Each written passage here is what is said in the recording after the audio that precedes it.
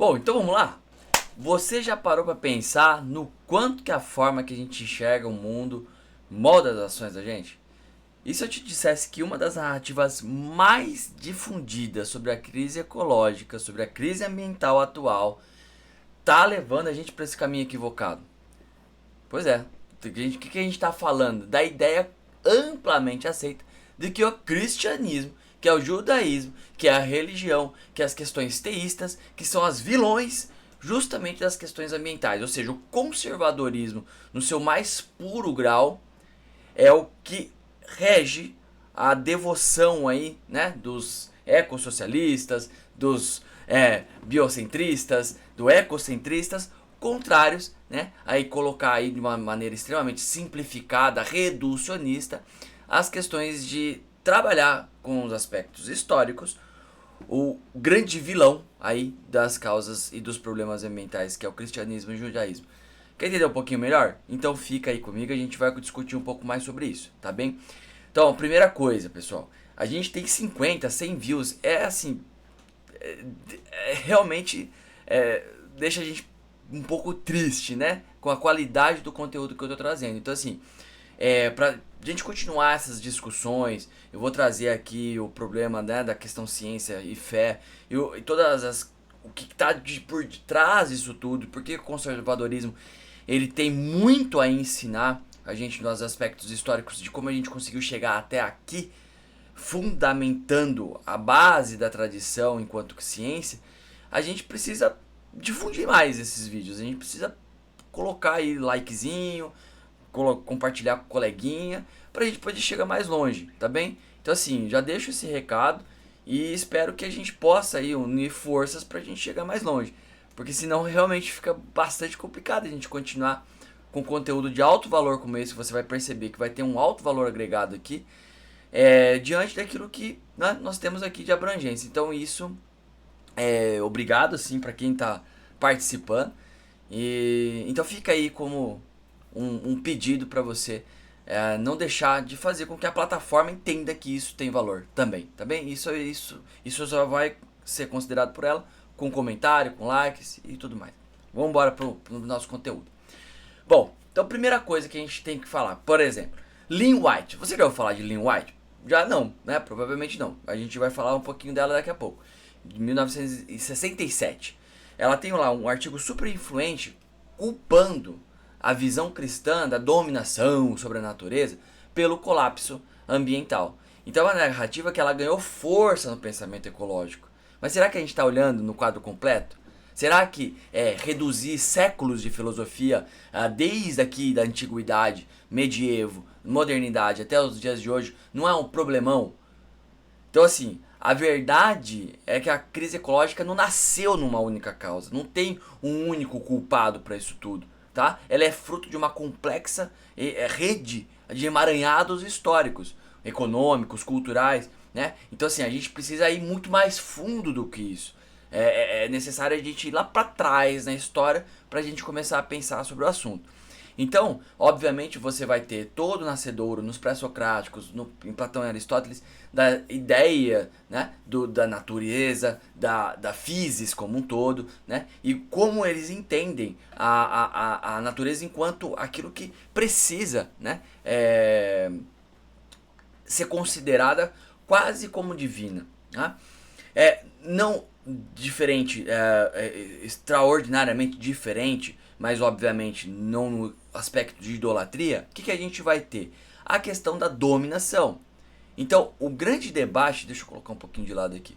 O grande debate por detrás é isso aqui. Você vai ver cristãos, coleguinhas meus aí, falando que não, é verdade, o cristianismo, dominação, Deus falou para dominar, então é para quebrar tudo, vamos quebrar tudo, passa a boiada. Não é nada disso.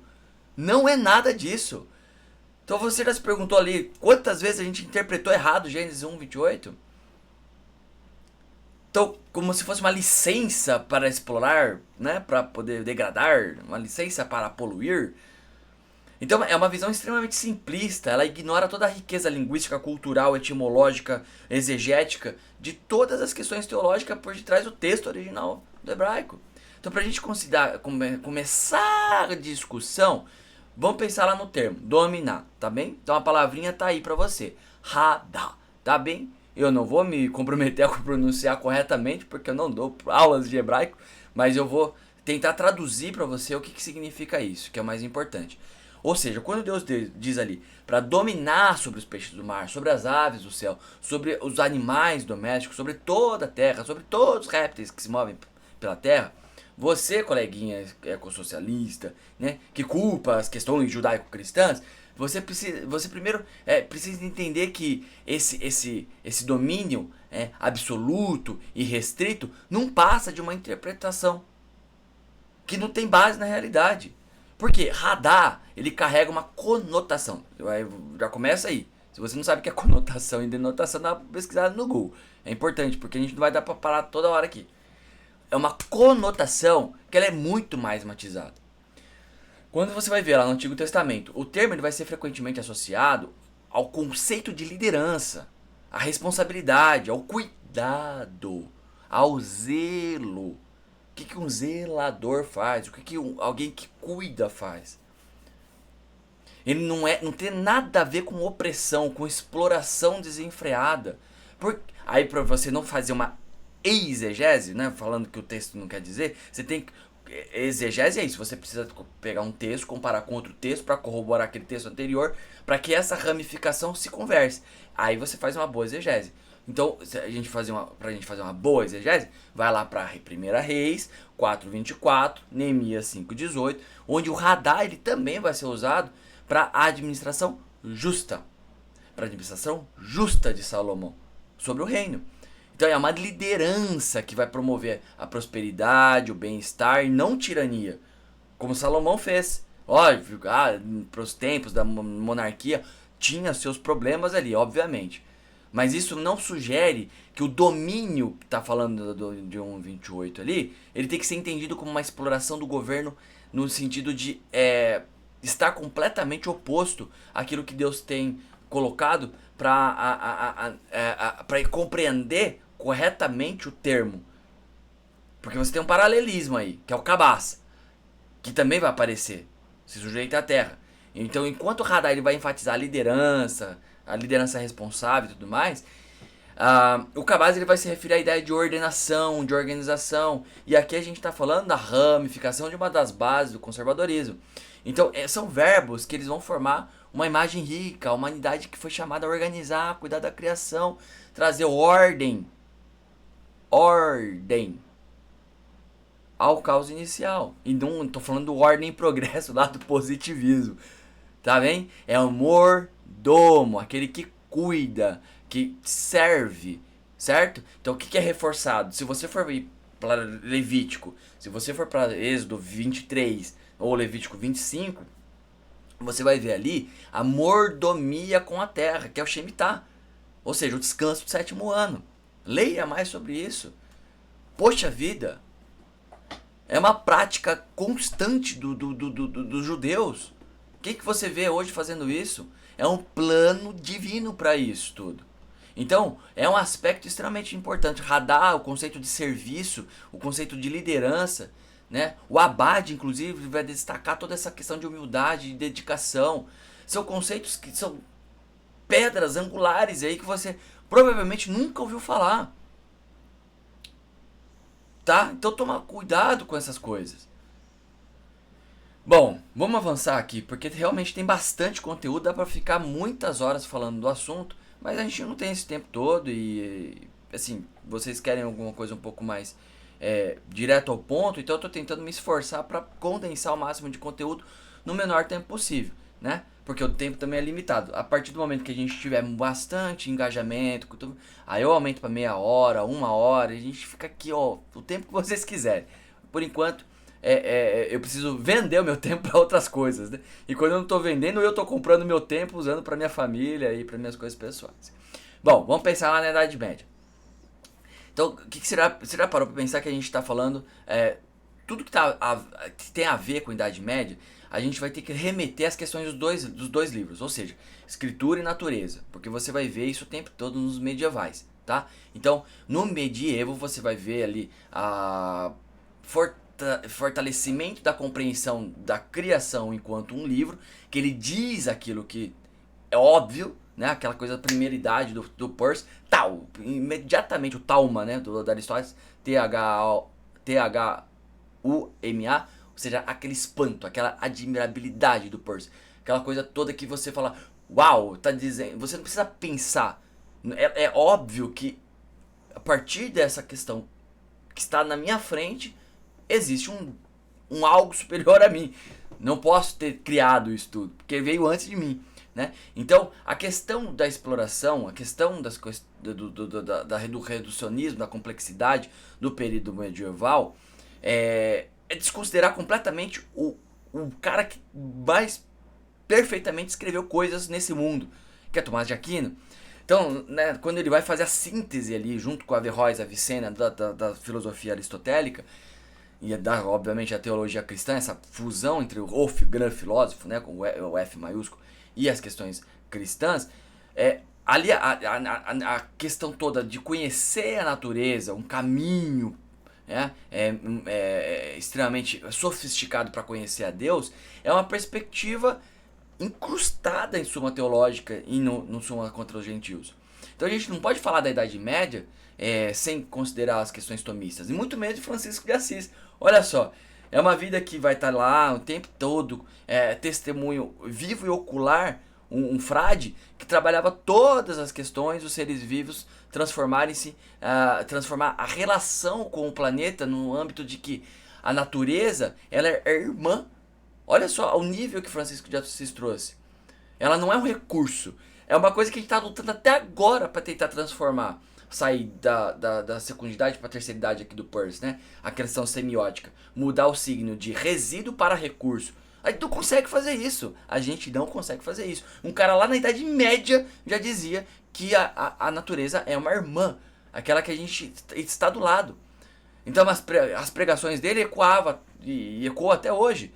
Em movimento ambientalista, o pessoal até da esquerda quer usar as coisas de Francisco de Assis para dizer, para chamar atenção para quem deveria servir ali como um norte, né, a ser considerado daquela época. Então assim, quando a gente vai pensar na tal da Ellen White, que a gente já vai falar dos 4 grandes problemas dela, ela vai apontar o cristianismo como um grande culpado. Então fica aí até o final que a gente vai falar da Ellen White.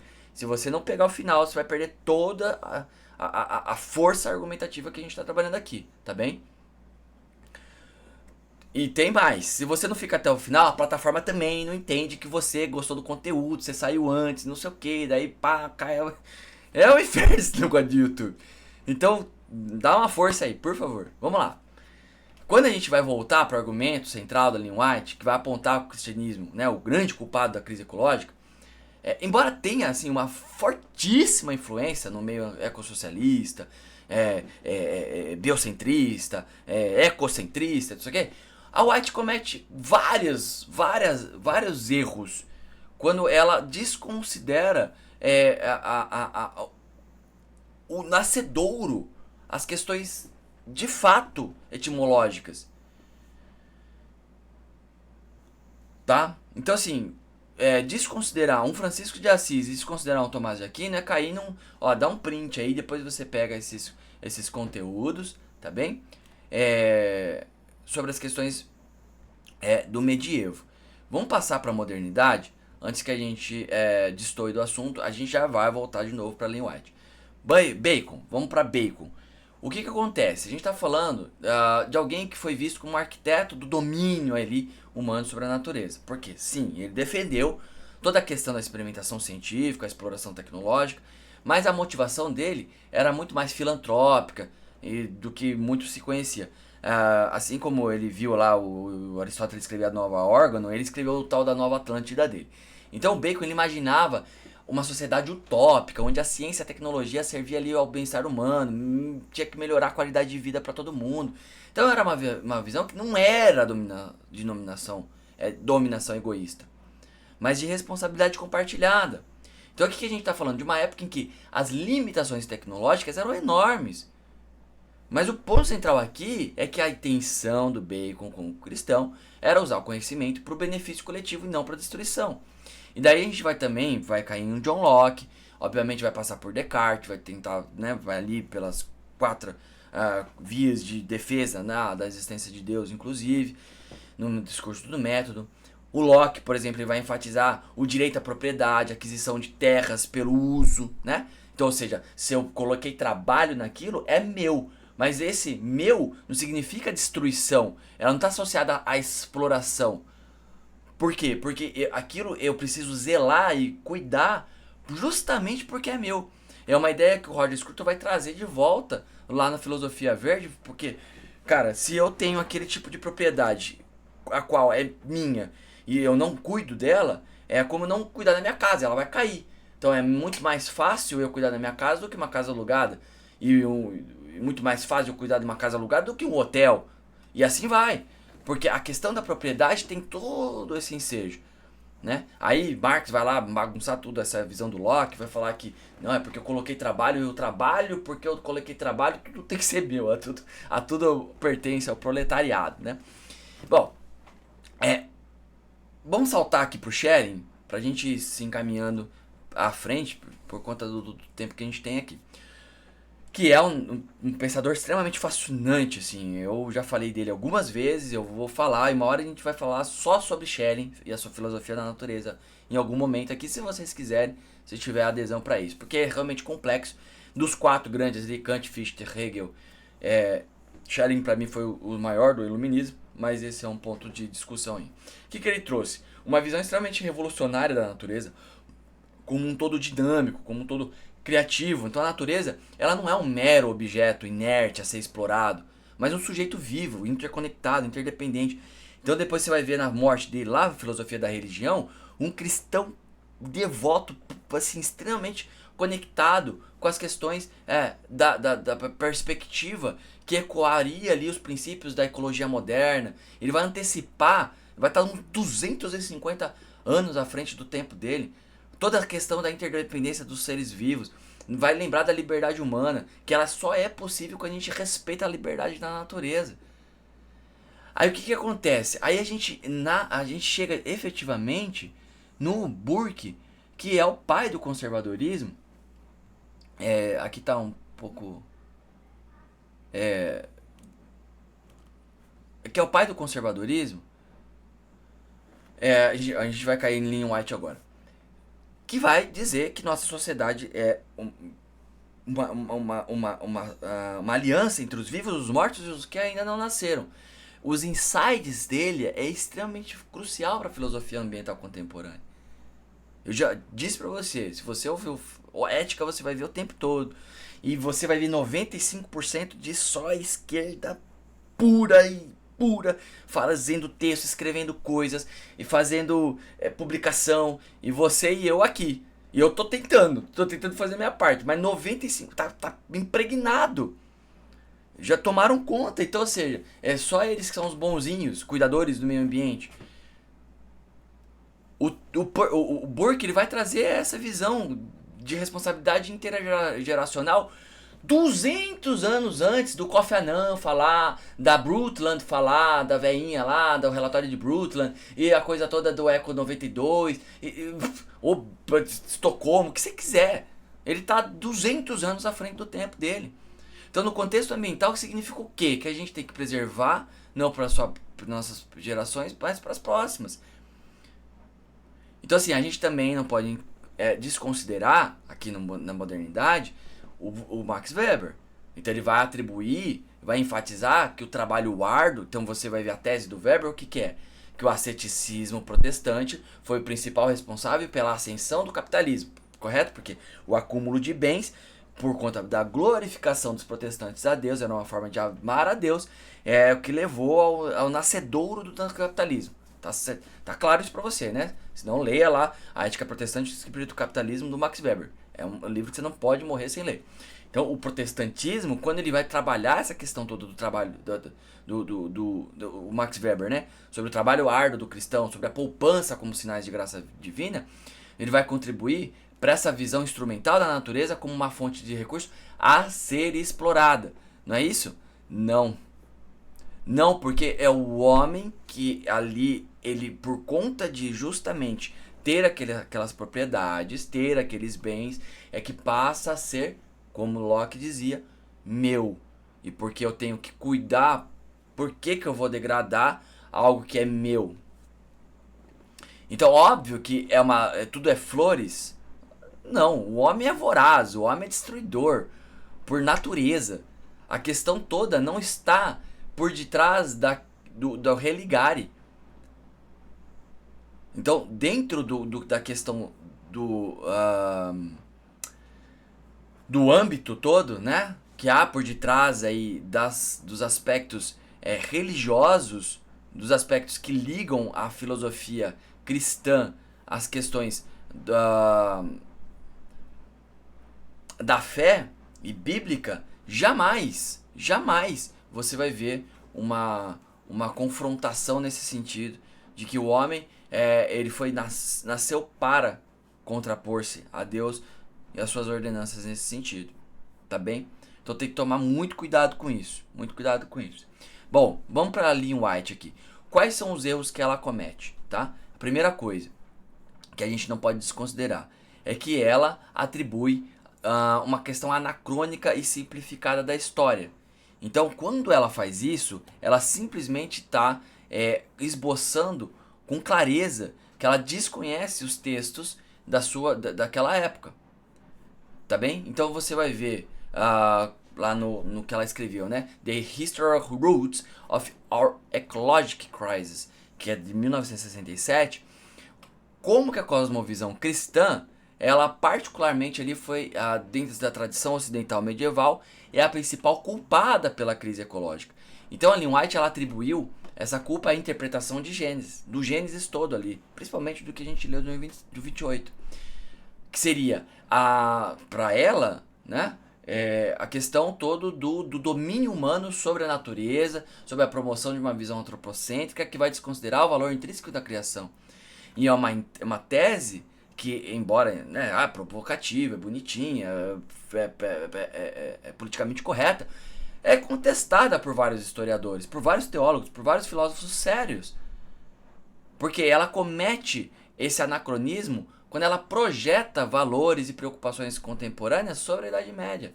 Então ela ignora toda a complexidade, toda a nuance do pensamento medieval sobre a natureza. Ela coloca numa caixinha única a narrativa de dominação. A tecnologia medieval ela tinha um impacto ambiental infinitamente menor do que a tecnologia moderna.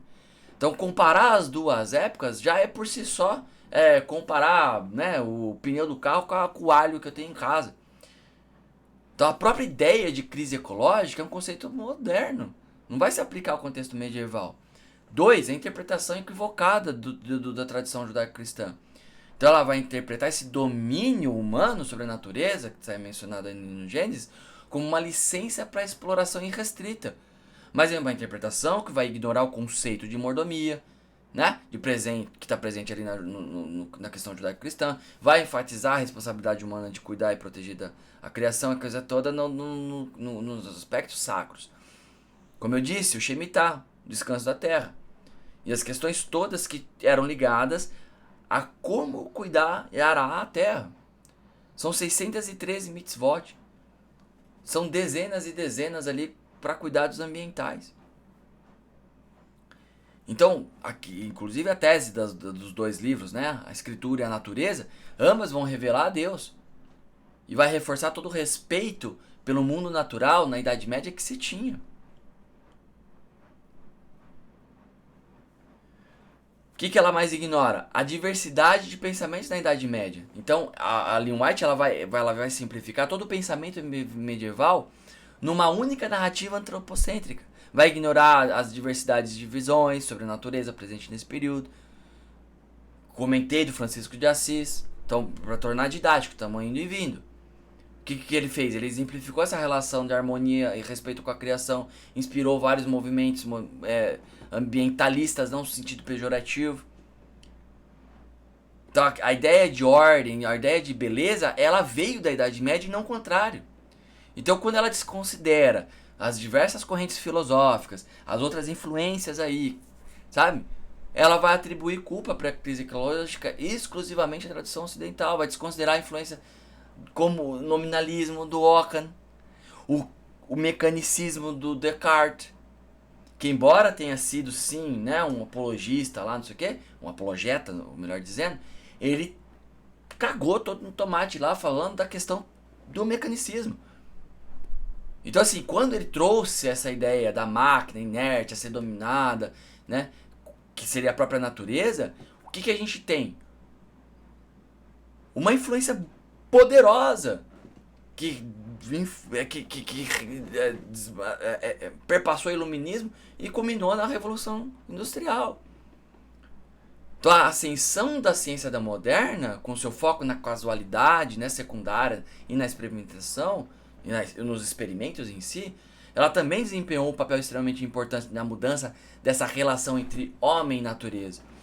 Então toda a questão do relojoeiro cego, né, da razão iluminista, da questão deísta, ou seja, Deus foi lá, deu corda no universo e pá, sumiu da parada toda. Ou seja, essa coisa de ciência, tecnologia ser capaz aí de juntas solidificarem-se numa ideia onde o homem pode usar e abusar dos recursos como bem entender, não veio da Bíblia. Então, são diversas práticas de conservação que você tinha na modernidade, no medievo, que eram comuns na Idade Média, da Antiguidade, né? Proteção de floresta, regulamentação de caça, regulamentação de pesca. Você vai ver isso o tempo todo. Até no animismo, no totemismo, você tinha essa questão toda. Então ela desconsidera tudo. Em resumo, a crise ecológica, a crise ambiental, ela é um fenômeno extremamente complexo. Tem diversas raízes, tem diversos fatores históricos. Eu não estou dizendo em nenhum momento que existe zero contribuição do cristianismo ou do judaísmo, porque você vai ver ele feito por pessoas. E assim como uma das bases do conservadorismo é não acreditar que vai vir um messias político que vai resolver todos os nossos problemas e a gente vai viver no mundo do algodão doce, também não dá para acreditar que nenhum homem no passado, só porque era cristão, só porque era judeu, não influenciou negativamente. Mas o ponto é a tradição judaico-cristã, com a ênfase toda na mordomia, da criação, no valor intrínseco da natureza, vai oferecer recursos extremamente valiosos para a construção de uma ética, para uma filosofia ambiental que vai promover uma relação muito mais profunda, muito mais harmoniosa, muito mais sustentável do homem para com a natureza. Por quê? É um dever do homem zelar pela natureza se ele consegue interpretar corretamente o que Deus quis para que ele fizesse. Tá bem? Bom, era isso que eu queria deixar aqui como recado. Espero que tenha sido útil. E a gente se vê aí numa próxima jornada. De novo, likezinho, compartilha e vambora.